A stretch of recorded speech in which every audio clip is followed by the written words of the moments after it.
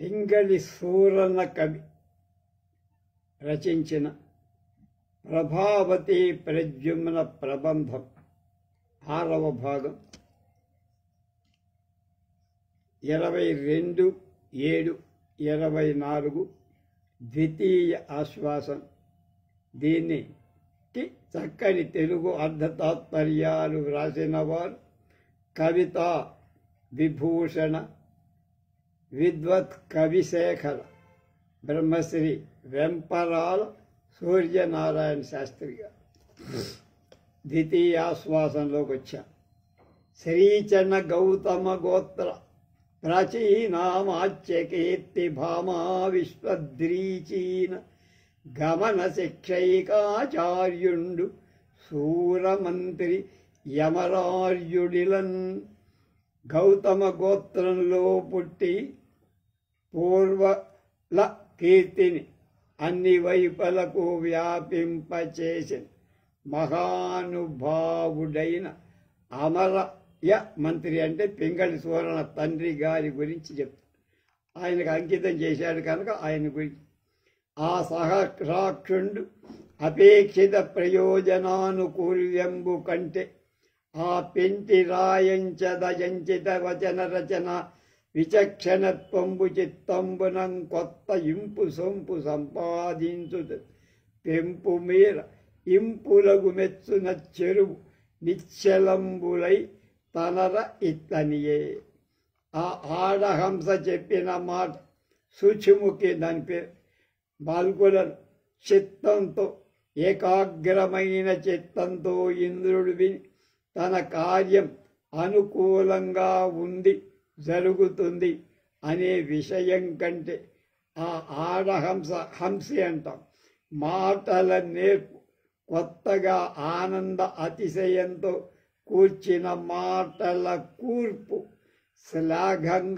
శ్లాఘనీయంగా ఆశ్చర్యంగా కనపడి ఆనందించి శబ్ద సంస్కారమెచ్చడను ధరణీక పదమైత్రి అర్ధ సంపదలు పద తలపెల్ల అక్లిష్టతను ప్రదీపముగా పునరుక్తి దోషంబు పొంతబో ఆకాంక్షిత స్ఫూర్తి ఆచరించుతును శఖాచంకరమక్రియ గళవ జనక ప్రకృతార్థభావంబు పాదుకో అదుకుచు ఉపపత్తి ఎందు అచ్యూర్జితము నొకట పూర్వోత్తర విరోధమదవకు తత్తవయవ వాక్య తాత్పర్య భేదములు మహావాక్య తాత్పర్యమునకు వనర పలుక నేర్చుట బహు తప ఫలము కాదే అన్నారు.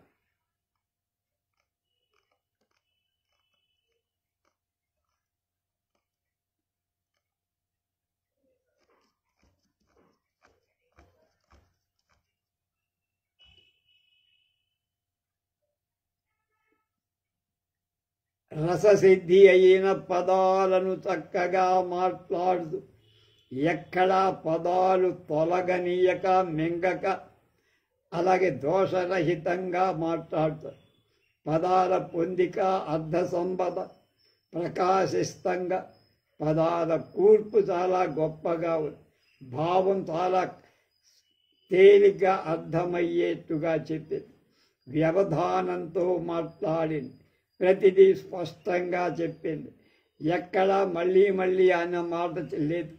తర్వాత అన్వయానికి అపేక్షమైన పదాలను చక్కగా కూర్చింది. ఒక శాఖ ఒక కొమ్మ నుంచి ఇంకో కొమ్మ మీదకి ఎగిరినట్టుగా కాక శాఖా చంకరమణం చెయ్యల అంటే చెప్పింది చెప్పి వాగించాల. తర్వాత ప్రస్తుతమైన విషయానికి సంబంధించిందే మాట్లాడింది. ఏదో చెత్త చెప్పాల. ఒక చోటైనా కూడా వెనక చెప్పిన దాన్ని ముందు చెప్పిన దాన్ని వెనక్కి తీసుకువెళ్ళాల. అప్రధానమైన మాట ఒక్కటి కూడా పలక. ప్రధానమైన విషయాన్ని గొప్ప మాటల నేర్పుతో చక్కగా క్రిస్టల్ క్లియర్ అంటూ ఉంటాం. అంటే స్ఫటికంగా తేట తెల్లంగా మాట్లాడిందని ఇంద్రుడు ఆ హంసి ఆడహంస చెప్పిన మాటలు విని ఆనందించి ఇలాగే రామలక్ష్మణుడు కిష్కింధకాండలు రామాయణం హనుమంతుడు చూడటానికి వచ్చి తన రాజు అయినటువంటి సుగ్రీవుణ్ణి పరిచయం చేసుకున్నప్పుడు మాట్లాడిన మాటలు చూసి శ్రీరాముడు ఎంత గొప్పగా పొంగిపోయాడు. వ్యాకరణ శాస్త్రాలన్నీ మధించిన వాడు కూడా ఇంత గొప్పగా మాట్లాడాడు తమ్ముడు, మనవాడు చాలా గొప్పగా మాట్లాడని మెచ్చకుండా అలా మాట్లాడింది అనమాట ఆ హంస. నీకెవ్వరి కొలదివి గావు వరటామణి విహంగ యోసవే భాషా ప్రావీణ్యము చూడగా వాగ్దేవతవో కాక యాకే దిద్దిన కవివో అన్నారు. ఓ హంసి ఆడహంస, చాలా సాటి లేనిదా, నీతో ఇంకెవరిని పోల్చడానికి లేదమ్మా. నీ మాటల నేర్పు చూడగా అసలు సాక్షాత్తు సరస్వతీదేవే లేక ఆమె దగ్గర విద్య నేర్చుకున్న కవివే అనిపిస్తోంది, కానీ సాధారణమైన ఆడహంస అనుకోవట్లేదు నేను అన్నారు. అనుటయు రెండవ పక్షంబు అనిమిషవర తప్పదెత్తి అద్దమును తగుల్కొన దివియక వెలివోనిచ్చునే బుధుడు ఊహించి చేయు సుకవిత్వంబుల్.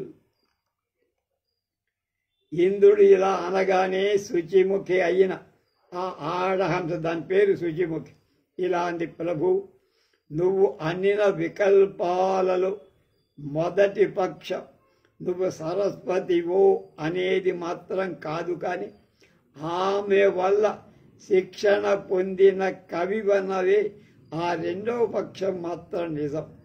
క్రాంతదర్శినవటం చేత నీకు సుఖవు అయ్యావు. నువ్వు కూడా పండితుడు చేసేటువంటి వ్యంగ్య ప్రధానమైన ఉత్తమ కవిత్వానికి ఎన్నో అర్థాలు ఇమిడి ఉంటాయి కనుక నువ్వు నేనెవరో బాగా గ్రహించగలిగా, బాగుందయ్యా అని ఇంద్రునే మెచ్చుకొని విను. సురేంద్ర పద్మజుని తేరు దివుతు సారంధరక్షుడకు మరాళ విభుని బిడ్డ నేను వాణి పెనుపంగ పెరిగి తద్విమల శిక్ష గంటి విద్యలెల్లా. ఇంద్రా విను, బ్రహ్మగారి రథాలు ఏమిటి? హంసలే. ఆ హంసలు లాగే సారంధుడు అనే హంసరాజు యొక్క కూతుర్ని నన్ను సరస్వతీదేవి పెంచింది మురిపెంగా. ఆమె దగ్గరే విద్యలు నేను నేర్చాను. నువ్వు చెప్పింది కరెక్టే. మనకి నలదమయంతి నైషధంలో కూడా నరుడికి కనిపించిన హంస తానెవరో చెప్పింది. మళ్ళా దమయంతి దగ్గరకి వెళ్ళి తాను ఏ కొలువులో ఉన్నాను, ఎందుకు తాన మాటలు అంత గొప్పగా ఉన్నాయో అది కూడా చెప్పింది. అక్కడ బ్రహ్మరథాన్ని లాగే హంసనని చెప్పింది, ఇక్కడ లాగే ఆ హంస కూతుర్ని అని ఇక్కడ చెప్పి తను సరస్వతీదేవి పెంచిందని. అలా తమాషా కాకుండా అని రాజహంస తన పూర్వం బెరింగించిన దేవేంద్రుడు దానం చేసి కాదే నీవింత సామర్థ్యమునన్ పొలుపు మీరు సున్నద మీది కార్యంబునకు పర్యాకులిత భావంబునం చేసి త్రోవగానక దీనతలనున్న మాకు మా పాలిటి భాగ్యదేవత ఈ విధంబున నిన్ను నన్నిటికి ఆధారంబుగా అనుగ్రహించేం కావున దేవకార్యంబు కడముట్ట నిర్వహించుట నువ్వు నీవ తక్క ఒరులు నేరరు. ఇది అంతయు ఎరిగి ఎంతయును ప్రార్థించదా అంశ బలంబులతో ఎప్పటి ఎట్ల వజ్రపురంబున కలిగి కేళీ దీర్ఘికల విహరించుదు ప్రభావతి తోడ చెలిమి కలిమి ఉపాయం వనచి అమ్ముద్దియ ప్రజ్యమ్నుని యందు అనురాగంబు బలియునట్లుగా వలయు తరంగుల అతని గుణంబుల అభివర్ణించి మీ ఇద్దరును శీఘ్ర సంగ్రమంబు ఎవ్విధంబున నగు అది నీవ ఎరింగి సంగడి. నీ మాటలు చాలా బాగున్నాయమ్మా.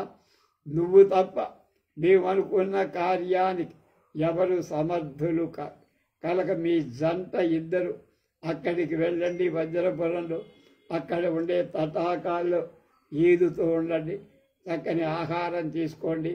ప్రభావతికి ప్రద్యుమ్నుడి మీద ప్రేమ కలిగేటట్లుగా అతడి గొప్పతనాన్నంతా చెవిలో నూరి పోస్తూ ఉండండి. ఈ విధంగా మా కార్యాన్ని మీరు తీర్చండి అని.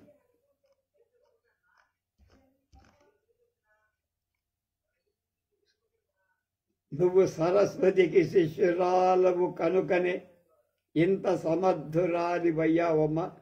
మనసు కలిగి ముందుకు పనికి తోచకుండా ఏం చెయ్యాలో బుర్రలు వేడికి గోడకేసి కొట్టుకుంటున్నాం. అలాంటి సందర్భంలో మా పుణ్యవశంతో దొరికావు. దేవకార్యం నువ్వే తప్ప ఇంకెవరూ చెయ్యలే.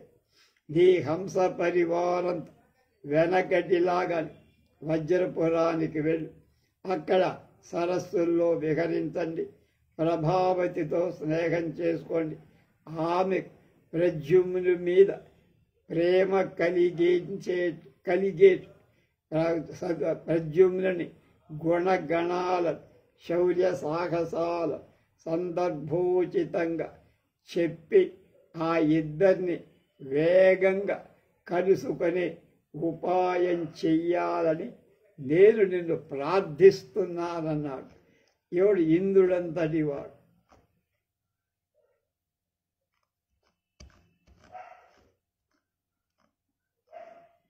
ఏ ననిపితినని ద్వారవతీ నగరికి పోయి వాసుదేవునితో నీ పూనిక సకలము చెప్పిన నవీనాదృతి అతని బుద్ధి విని చనవలయ.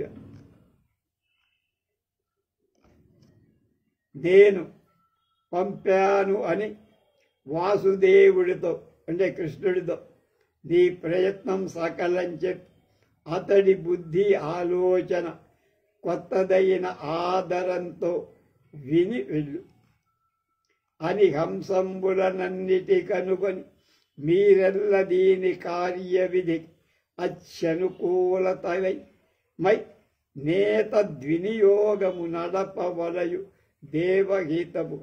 ఇది దేవ కార్యం కనుక మీరందరూ ఇందులో భాగస్వాములు.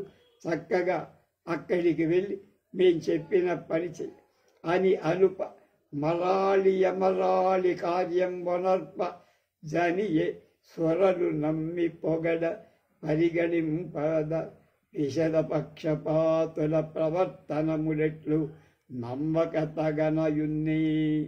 ఈ విధంగా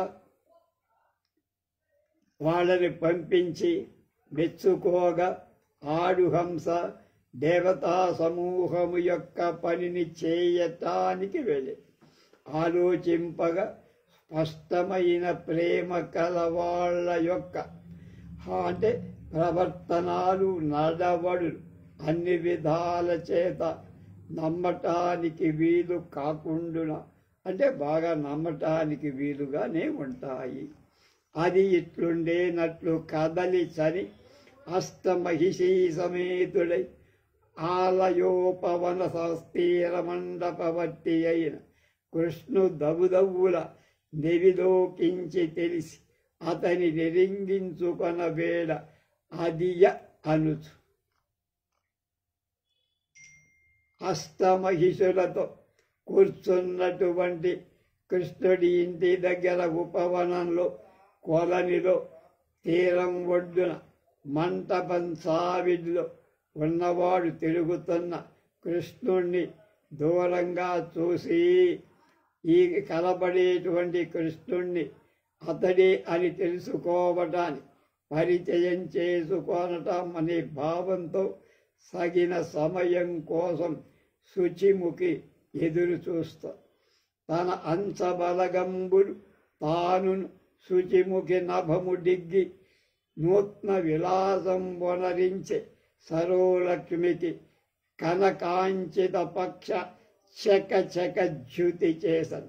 ఆ శుచిముఖి అనే ఆడహంసల పరివారంతో ఆకాశం నుండి కిందకి దిగి కృష్ణుడి ఉద్యాన సరస్సుకి బంగారు రేఖలు గల రెక్కల తడుకుల చేత కొత్త అందాన్ని సరస్సుకు కూర్చ. ఆ హంసలు కొలనులో వ్రాలుట చేత ఆ కొలనికి గొప్ప అపూర్వమైన శోభ కలిగింది. తదనంతరంబ తానొక్కతియ రక్కసుల గొంగ చెంగటి నల్ల నల్ల నడిచి రాక్షస ప్రభువవి వజ్రనాభుకు హెచ్చరింప శుచిముఖి రాక్షసుల గొంగదరికి వచ్చినదవటం చేత రక్కసుల గొంగ సాభిప్రాయ విశేషంగా చెప్పు. తొడలు తలాడగానిది రుక్మిణి భజింప పదములొత్తుతు సత్యభామకులు స్వరటి చేకొని భద్ర శుశ్రూష గావింప విరిచామరం మిత్ర విందయిడ కాళింది వేట్కతో కాళంజిదాల్ప జాంబవతి తముల పాకు మడచి యొసగ గొడుగు పావలు కేలగొని నగ్నజితియుండ జలముల గిండి లక్షణ వహింప కుంభెరుంగుల తోడ కార్ముగులు ఓడి ఒప్పు కృష్ణుని చేరువ నొప్పి హంసి నిండు నెరరీతి దారకాన్విత నభం పొలుపు తెలిపి నెత్తమ్మి కొలని కెలన. అష్టమహిషీ సమేతుడై కృష్ణమూర్తి ఎలా ఉన్నాడు పింగళి సూరన వర్ణిస్తూ అతడి దగ్గర ఉన్న శుచిముఖి ఎలా ఉన్నదో ఈ పద్యం చెప్పారు.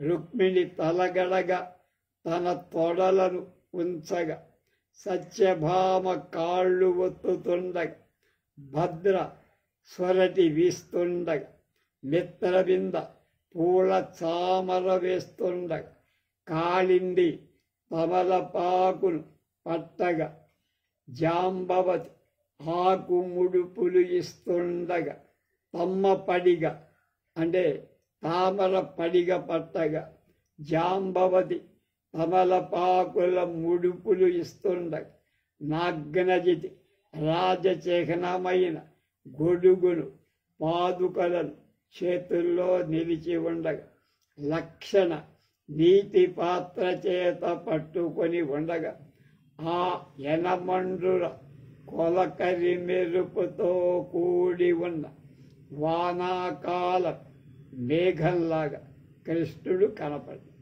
అతడి దగ్గర పూచిన తామర కొలను నక్షత్రాలతో ఉన్న ఆకాశంలో ఉండ దాని పక్కన నిండు చందమామల శుచిముఖి కనపడి అలా కృష్ణుని యనమండ్రుగులు భార్యలు సేవిస్తుండగా చూసింది ఆ హంస. బెదరులేకిట్లు మెక్కిలి గదియవచ్చి ఉన్న దళదిట్టదనమున కువిదలలు అదురు పడ కృష్ణుని చూచి అన్నమర విభుడు పనిచే నీకొక్క మాట చెప్పంగననియే. నదురు బెదురు లేక కృష్ణుడి దగ్గరికి వెళ్ళి ధైర్యంగా స్త్రీలు అక్కడ ఉన్న ధైర్యంతో దిట్టతనమన్నారు. ఆ ధైర్యంతో అదురు పడగా ఆశ్చర్యం మొదలం కలిగించగా కృష్ణుడిని చూసి స్వామి దేవేంద్రుడు నీకొక మాట చెప్పమని నన్ను పంపించాడయ్యా, ఆ మాట వినాలి నువ్వు అని. తదనంతరంబ తన తనయుడు రాక్షసుపై జనియడునని రుక్మిణికి అసమ్మతమగుతో అనుశంక చేసి హంసాంగన ఏకాంతపు మాట గలదని పలికి. ఈ మాటలు వీళ్ళందరికీ తెలిస్తే ఇబ్బంది, ప్రద్యుమ్నుడికి వాళ్ళకి యుద్ధం అవుతుందంటే వీళ్ళు ఒప్పుకో. అందుకని వజ్రనాభ వధను గురించి ఆలోచన అక్కడి వాళ్ళు ఎవరున్నా కార్యహాని లేదు. కానీ దుష్టుడైన రాక్షసుడిపై తన కొడుకు యుద్ధానికి వెళతాడని మాతృప్రేమచే రుక్మిణి అంగీకరించదేమో అని సందేహించి ఆమెనొక్కదని దూరంగా పొమ్మంటం తప్పవుతుందని అందరినీ దూరంగా పంపించేట్లుగా చేయమని ఏకాంతంగా మీకు చెప్పాలండి మాట అని శుచిముఖి అంది. అందులోని ఔచిత్యం ఎంతో అర్థమైంది. పలికిన కమల విబుడా పులుగు పడంతి మాట బుద్ధి కళా కౌశలము మెచ్చుతూ ఎంతయు మొలక నగవు చెక్కుటద్దముల తడుకొత్తన్. కమలావిగుడు ఆ మాట చక్కగా అదే ఆ పక్షి ఆడపక్షి హంస అలా చెప్పగానే దాని మాటల పొందుకు చాలా సంతోషపడి చాలా ఆనందంతో మొలక నవ్వుతున్నాట కృష్ణుడు. చెలువుగ భోజకన్యతోడ తొడచెత్తిన మూర్ధం సత్యభామయూరుపై ఉన్న పాదము ప్రోజ్జిత లీల ధరల్చి లేచి ఉజ్వల నిజపాణి పద్మములు జాంబవతీకర నాగవల్లిక దళములు పుచ్చుకొన్న ప్రమదల్సని రందరు కొంత దవ్వుగా. అప్పటికి తలగడగా ఉన్న రుక్మిణి తొడపై మోపిన శిరస్సు సత్యభామ తొడలపై చేర్చి ఒత్తుతున్న పాదాలు ఉయ్యారంగా తీసి జాంబవతి చేతిలో ఉన్న తమలపాకులు తీసుకోగా రుక్మిణ్యాది స్త్రీలంతా కొంత దూరంగా వెళ్ళిపోయి. ఈ పద్యం తొడలు తొలాడగారిడి అనే పద్యాన్ని గెలిచి ఇట్లు గోవిందుడు ఏకాంతమిచ్చి వినగ హంసితము వజ్రి పిలిపించుటాదిగాగ అతడి కనుతుట తుదగాగ అతని తమ వచ ప్రసంగంబు నిరవశేషంబుగాచు. కనుక దేవేంద్రుడు తన్ని ఏకాంతంగా పిలిచి చెప్పడం, వాళ్ళు వెళ్ళి అక్కడ విషయాలు తెలుసుకోవడం, ఆ తర్వాత చేయాల్సిన పని నీకు చెప్పమని దేవేంద్రుడు పంపాడని చెప్పడం అలా చెప్పినా వడుగుల పల్కులు అపశృతిగా వారకమున్ను సునిశ్చితత్వమున్ పడతిన కార్య పద్ధతి పక్షి వధూవచన క్రమంబు చే కడమ సమర్పితంబగుడు కంజదళాక్షుడు సంతసిల్లి ఏర్పడియను వజ్రనాభవధ భారవహుండిపుడంతు ఆత్మలో. వసుదేవ యాగం తరువాత బలభద్రుడనేటువంటి నటుణ్ణి ఆక్షేపిస్తూ వటువు పలికిన మాటలు ఉపశృతిగా చేసుకొని వజ్రనాభుణ్ణి వధించే మార్గం ఒకటి దొరికింది కదా అని నిశ్చయం చేసుకొన్నాడు. కానీ ఆ పట్టణంలో నటరూపంలో వెళ్ళి మోసగించి వాణ్ణి చంపటం ఎవడు లభిస్తాడని మొదట శుచిముఖి పలుకలలో తీరిపోవటం చేత శ్రీకృష్ణుడప్పుడు తన మనస్సులో ఇప్పటికి వజ్రనాభుణ్ణి వధించే సమర్థుడు లభించాడని సంతోషించాడు. ఇట్లు సంతసిల్లి శుచిముఖికి ఇట్లనియే బల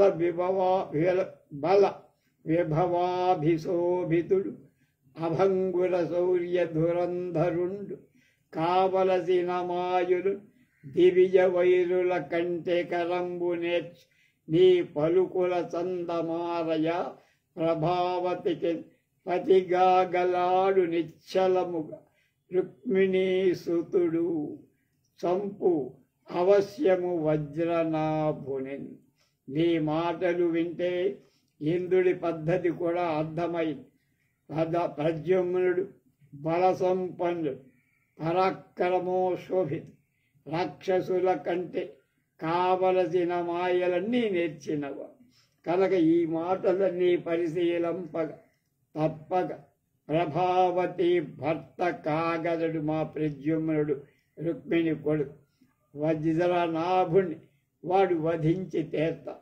ఆ రాక్షసు పట్టణ మెవ్వారికి దదనుజ్జలేక వైరమున స్వరంగారాదట ప్రద్యుమ్నుడు అవారణ తత్పురము తొచ్చు వైపు వినుమికన్. ఆ వజ్రనాభుడి వజ్రపురంలో అనుమతి లేకుండా ఎవ్వరూ వెళ్ళలే. శత్రుత్వం పొంది అస్సలు ప్రవేశించలే. కనుక అడ్డం లేకుండా ప్రద్యుమ్నుడు ఆ పురం ప్రవేశించే ఉపాయం చెప్తా విను అన్నారు.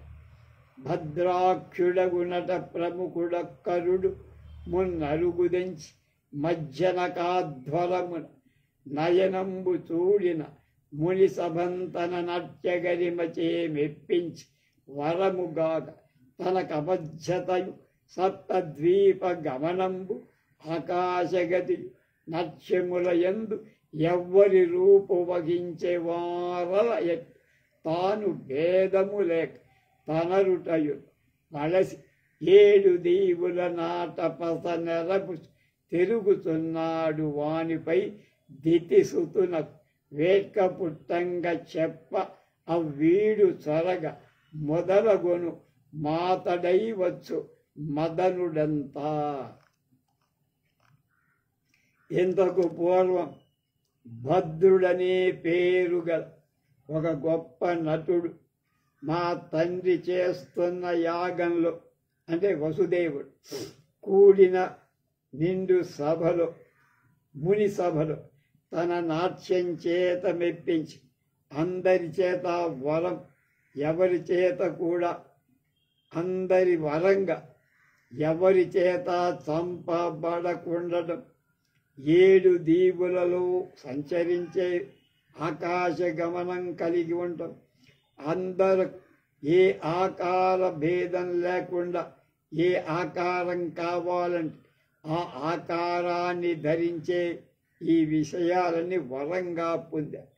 7 దీవులలో నాట్యశక్తిని ప్రకటిస్తూ వాడు తిరుగుతున్నాడు.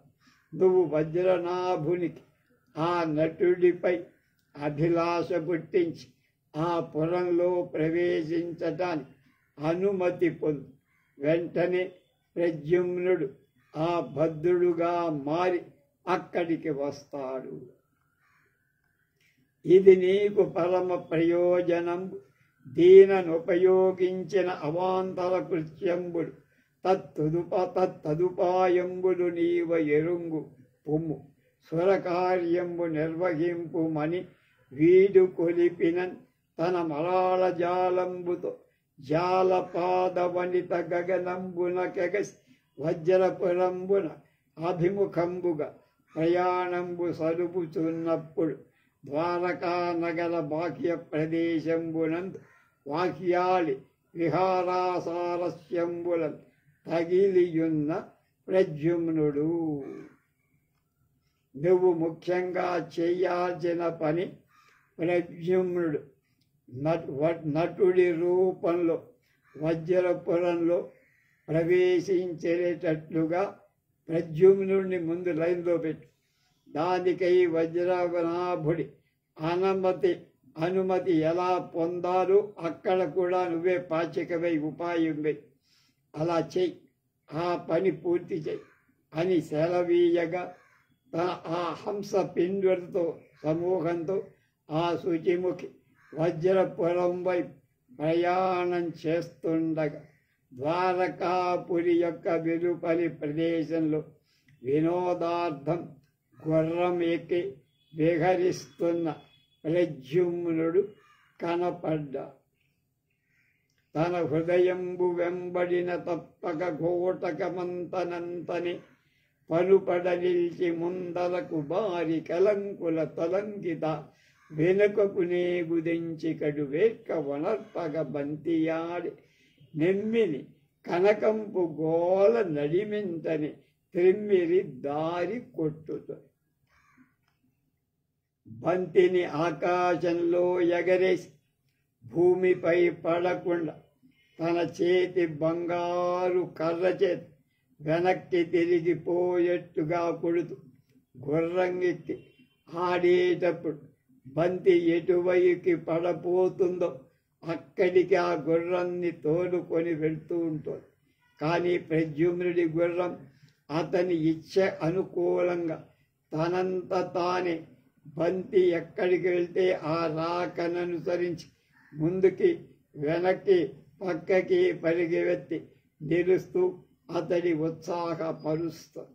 ఎగురవైచి కొట్టుటది ఎంత భరంబని బంతి అగ్రగామి గబడి బాలవైచి పొడమన్ బళనీయక దాని మీది చిత్రగతి హయంబు దోరుచు క్రమ్మల మీదికి కొట్టి ఆడి వింతగా తన చేతి రత్నమయ దండము కాంతులు కాడిపారగన్.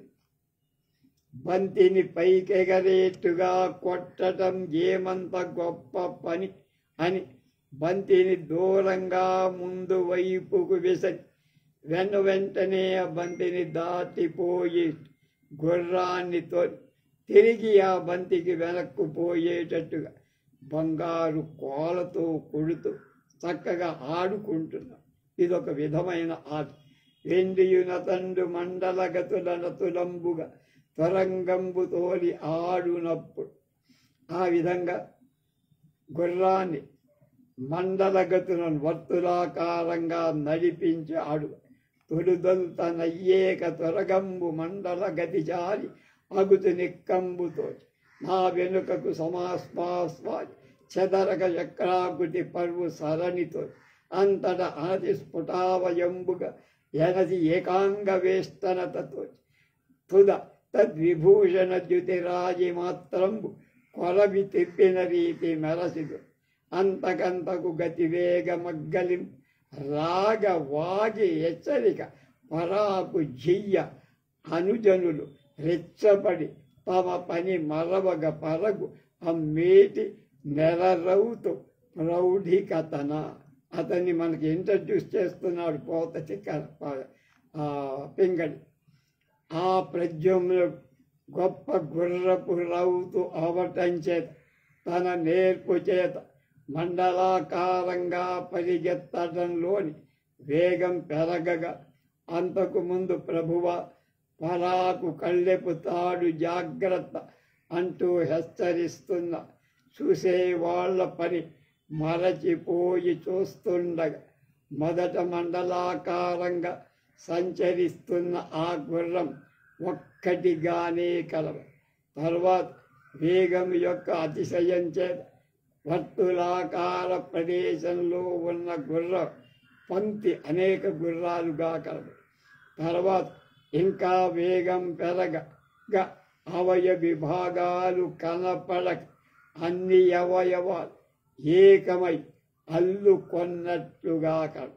ఇంకా వేగం పెరగ ఆ గుర్రము యొక్క నగల కాంతుల యొక్క రేఖ ఒక్కటే చూసే వాళ్ళ కంట అన్ని రకాల విద్యలు అక్కడ చేసి గురు జవశాలి ఉత్తరగమ్ముల చక్క వయావలంబి అయి తిరుగు రయంబు చేత ఎడత్రవ్వక కుమ్మరి సాలి చాటుడ పలగి కడున్ ధృతాభినవ భాండతకుంతగనుంకి పట్టుగా ధరలక పై తద్భ్రమణ దండగతిన్ హరిపుత్రుడొప్పుగన్. ఆ మహావేగంగల ఆ గుర్రం చక్రాకారంగా తిరుగు కొరివిలాగా మండే కొయ్య కట్టెలాగా వ్యవధానం లేకుండా మండలాకారంగా తిరుగుతుండగా ధరింపబడిన భూషణాలు ఆభరణాలని కొత్త కుండను నిర్మాణం చెయ్యటానికి కుమ్మరి చక్రాన్ని ఎంత వేగంగా తిప్పితే ఆ కర్ర ఎలా కనపడుతుంది, కర్ర కదలనట్టుగా కనపడుతుంది, చక్రం మాత్రం ఆ పైన ప్రద్యుమ్నుడు కుమ్మరి సాలలోగా పోల్చారు.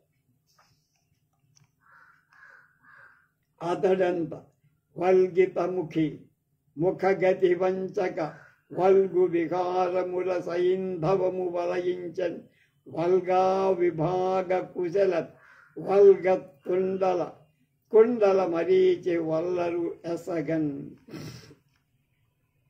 తన చెవులనున్న రత్నాభరణ కాంతులు 4 వైపులకు వ్యాపిస్తుండగా కళ్ళెపు త్రాటి యొక్క బిగింపు సడల్చుట మొదలైన విభాగాలలో నేర్పు కలవాడై వల్గతాది మొదలైన గతిలో నడకలు అవన్నీ అన్నమాట.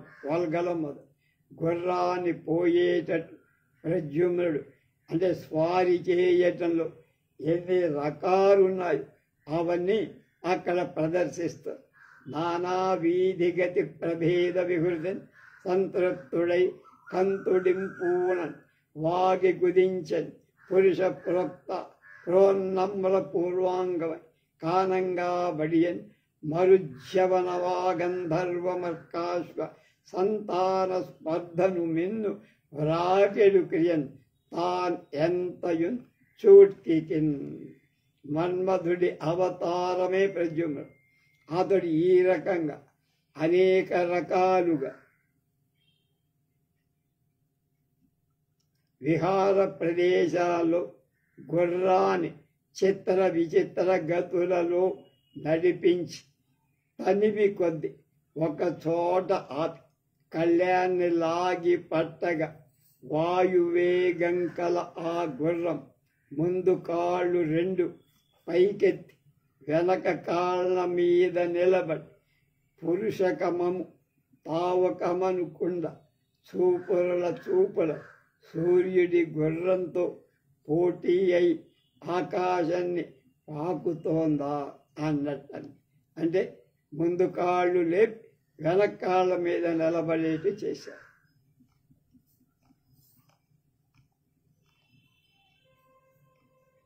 సముపలాలనయుత స్కంధాంతికాస్ఫాల దమిత తేజో మహోద్ధౌత్యకం దంతాళికా నియంత్రణ సమున్నామిత కుంచిత గ్రీవాసమంచితం దందమ్యమాన శబ్దాయమాన కలీన కషణ జజ్జరి సుకృద్వయం ఘన ఘర్మ డిండీర ఖండ పాండురిత పల్య అనబద్ధోభయ ప్రాంతక అగు హయము దిగే ప్రజ్ఞుడు అంకవన్నె 1 సాగిని యవ్వలా ఊది పట్ట తన ఎనుగు చెలికాడు కైదండ నొసగ ప్రజ సురాళించి మణులు వస్త్రములు వైవా.